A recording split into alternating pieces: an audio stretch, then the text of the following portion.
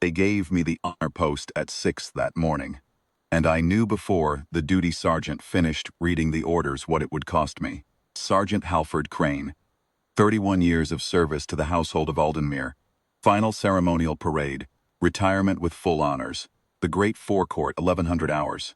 One guardsman at the east pillar, one at the west. I was east. I had stood that pillar 412 times. I know because I counted, early on, when counting was how I kept the hours from becoming something heavier. You learn in this work that the mind needs an anchor when the body is forbidden to move. Some men recite, some calculate. I counted stones in the forecourt wall, paces between the gate posts, medals on a passing officer's chest. After the first few years the counting slowed, because the stillness had become its own language, and I no longer needed the arithmetic to hold myself inside it. 19 years. I am not a sentimental man. I was trained out of it, the same way Crane was trained out of it, the same way every man who stands a ceremonial post long enough is trained out of it. The orders are not cruel, they are simply clear. Do not move. Do not speak. Do not feel. Or if you feel it the way a wall feels the weather. Take it, hold, and show nothing. I had shaken Halford Crane's hand exactly once in a decade of shared posts. The day his daughter was born, he told me through the side of his mouth. Barely a murmur, the way we learned to speak when the tourists were watching, and I had looked straight ahead and said quietly, "Congratulations, Sergeant." That was the whole of it. That was enough. In this world, that is a great deal. He was 61 years old, and still carried himself like a man of 40. I watched him form up with the retirement column from the corner of my eye, the only latitude the post allows.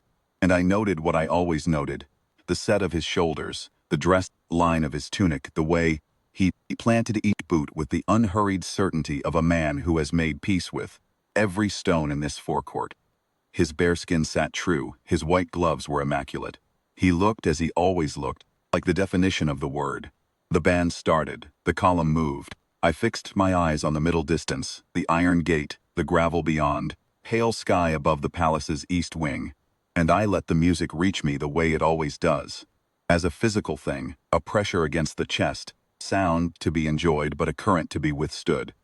The crowd lined the rope barriers 3 deep, phones raised, children on shoulders. A woman near the front was already pressing a handkerchief to her face, and the column had barely cleared the archway. Crane's position in the column brought him past my pillar at the halfway mark. I knew the exact moment he would draw level with me. I had calculated it without meaning to, the way you calculate everything here. The pace count, the distance, the seconds. 43 seconds after the column cleared the arch, he would be at my 2 o'clock. I had 32 seconds to decide what I would do with my face when the man I had stood beside for a decade marched past me for the last time in a guardsman's uniform. The answer, of course, was nothing. The same nothing I had given every parade, every dignitary, every blizzard and heat wave in the afternoon. A tourist's child ran onto the forecourt and stood directly in front of me, looking up with enormous eyes, and I had looked straight through her until her mother pulled her back. Nothing. The post asks for nothing, and nothing is what it receives. 20 seconds. I found the iron gate again, held it. 10 seconds. The music was the slow march now, and I could hear his boots. Crane had a particular rhythm. A half-count pause on the left heel that I had teased him about once, years ago, in the guardroom after a long winter post. He had laughed. I had almost laughed. We had gone back to our equipment. He drew level. I did not look. I felt him there, the way you feel weather before it arrives. And I held the gate, and I held the sky, and I held every one of the 19 years between my teeth like a man holds a strap in a field hospital. Not because he is not in pain, because the pain is not the point. He passed. I breathed. That was the first movement, and I survived it. The column was 30 yards beyond me when the sound changed. It was not a dramatic sound. That is what I want you to understand. There was no cry, crash. There was a shift. A break in the percussion of boots on stone, a half-beat missing, and then a murmur from the crowd, low and confused. The sound a room makes when something goes wrong before anyone knows what it is. I did not move my eyes immediately. A guardsman learns to interrogate what he hears before he reacts to it, because the forecourt is a place where sounds lie. A child drops something, tourist stumbles, a camera rig falls. You verify before you spend yourself. This is discipline. This is the work. But the murmur did not stop. I moved, my eyes. Crane was on his knees, not dramatically, not collapsed. He had gone down the way a man goes down when his body simply stops negotiating. A slow, deliberate fold, like a building settling, his left hand reaching for the shoulder of the guardsman beside him, and not quite finding it. His bare skin had tilted. His chin was down. The column had halted in a ragged line, and the two men flanking him had turned. And the officer 20 yards ahead had not yet seen it, and the crowd was making the sound. Crowds make when they understand something is wrong, but have not yet decided whether to cross the rope. My orders. Do not move, my post. The east pillar of the great forecourt of Aldenmere. My record, 19 years, 413 ceremonies. Not one unordered step. I want to tell you that I deliberated. That there was some calculation, some rule I found that permitted what I did next. There was not. There was only Crane on his knees on the forecourt stone, and 30 yards of open ground between us, and the fact that I knew. The way you know things you have no right to know, that the men flanking him were young, that they were frozen with the particular paralysis of soldiers who have trained for every contingency except the one standing in front of them, and that someone needed to be the wall. I stepped off the pillar, 19 years of nothing, and then one step. The gravel under my boot sounded very loud. The crowd made a different sound then, not the confused murmur, but something sharper, a collective intake. The sound, several hundred people registering that the statue had moved, crossed the 30 yards at a guardsman's pace. Not a run, never a run, because dignity is not a thing you abandon when someone needs it most.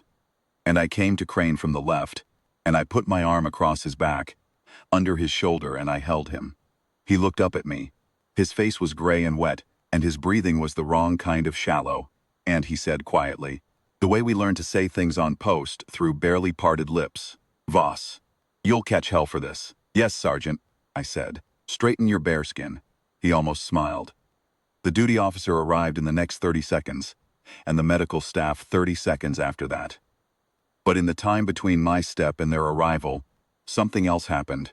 And it is the thing I have turned over most in the years since. Without an order, without a word, but a signal of any kind, every guardsman within sight of the forecourt moved. Not toward Crane, not in a rush, they simply closed. They turned inward.